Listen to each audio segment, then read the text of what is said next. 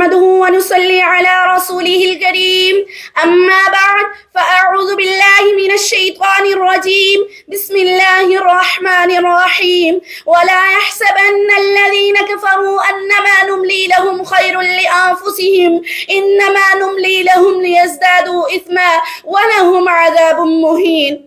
جس دیس سے ماؤں بہنوں کو اغیار اٹھا کر لے جائیں، جس دیس میں قاتل غنڈوں کو اشراف چھڑا کر لے جائیں، جس دیس کی کورٹ کچہری میں انصاف ٹکوں پر بکتا ہو، جس دیس میں قاضی منشی بھی مجرم سے پوچھ کے لکھتا ہو، جس دیس کے چپے چپے پر پولیس کے ناکے ہوتے ہوں، جس دیس کی مسجد مندر میں ہر روز دھماکے ہوتے ہوں، جس دیس میں جا کے رکھوالے خود جانے لے معصوموں کی، جس دیس میں حاکم ظالم ہو سسکی نہ سنے مظلوموں کی، جس دیس میں عادل بہرے ہوں آہیں نہ سنے معصوموں کی، جس دیس کی گلیوں کوچوں میں ہر سمت فحاشی پھیلی ہو، جس دیس میں بنت حوا کی چادر داغ سے بیلی ہو، جس دیس کے عہدے داروں سے عہدے نہ سنبھالے جاتے ہوں، جس دیس میں سادہ لو انسان وعدوں پر ہی ڈالے جاتے ہوں، اس دیس کے ہر ایک لیڈر پر سوال اٹھانا واجب ہے،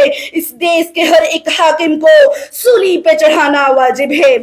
جیسا کہ آپ سب جانتے ہیں کہ محترمہ ام حسان صاحبہ اور ان کی طالبات کو ایک ہفتے سے حکومت نے بلا جواز گرفتار کیا ہوا ہے. مذاکراتی ٹیم نے آ کر مذاکرات بھی کیے جس میں ان کا یہ کہنا ہے کہ ہم ام حسان کو اس شرط پر رہا کر سکتے ہیں کہ موجودہ جامعہ حفصہ کو منہدم کر دیا جائے. نہایت شرم کی بات ہے کہ پاکستانی حکمران ایسے عجیب اور بے باک ہیں کہ اپنے مطالبات کو ماننے کے لیے خواتین کو قید کر لیا ہے. ارے ان کو تو چلو بھر پانی میں ڈوب مرنا چاہیے.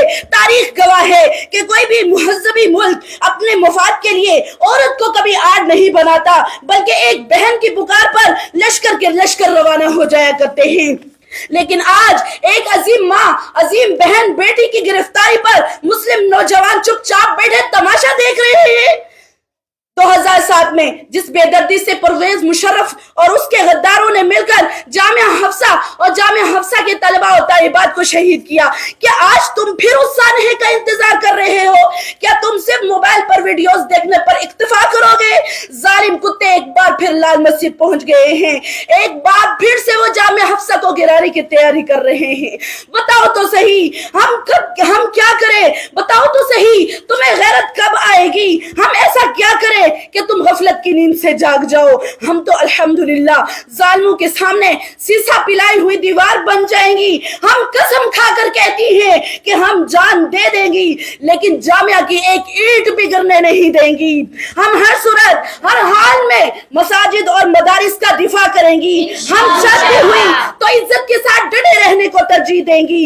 یاد رکھو آج نہیں تو کل ام حسان رہا ہو کر ہی رہیں گی. تم اپنی فکر کرو، تم خدا کے سامنے جواب دینے کے لیے تیار رہو.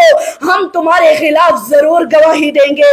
آخر میں حکومت سے کہوں گی کہ ام حسان صاحبہ کو رہا کر دیں، ورنہ ہماری تحریک روز بروز بڑھتی جائے گی اور پھر یہ ایک دن تمہارے ایوانوں تک پہنچ جائے گی.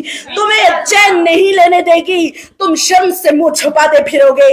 اس لیے دانش مندی اسی میں ہے کہ عقل استعمال کرو، اپنے لیے مسائل نہ بناؤ اور جلد از جلد ام حسان کو رہا کرو. نعرہ تکبیر، اللہ اکبر، سبیلنا سبیلنا، الجہاد الجہاد.